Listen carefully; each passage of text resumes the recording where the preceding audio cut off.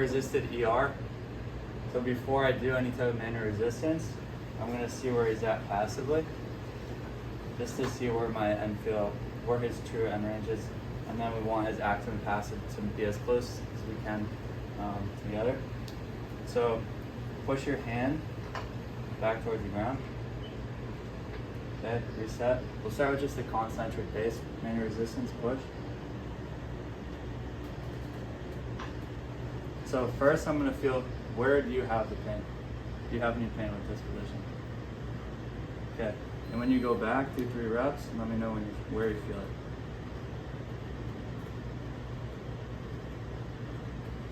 A little bit of like pinch in the back. Okay, so if he feels a pinch in the back, he has a history of rotator cuff tear, we could adjust his scap position. So we put him in more scap plane. Go. Any difference? Or the same?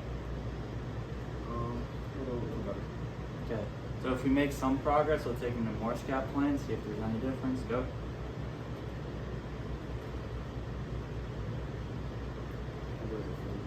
Okay, so the number one priority is making sure that he feels it in the right spot. So if it looks really good, but he's either having pain or he's feeling it in the front of his shoulder or somewhere besides the rotator cuff, then we need to change our arm position. In this case, just changing his scap in from horizontal abducted to scap plane was fine. In some places, and sometimes you might have to drop into adduction. You might have to change any type of angle until he feels it more in the rotator cuff, but that's for you to find out. Once we have you feeling it in the right spot, go back again. Some of the main compensations you'll see is elbow driving into the leg. That would mean he has a lat-based compensatory pattern. We want to prevent that. So I would just cue it. He can stabilize on my leg, but don't drive into it. Go. Okay, much better. In this case, it's pretty clean. If he feels it in the right spot and it looks good, it's probably good.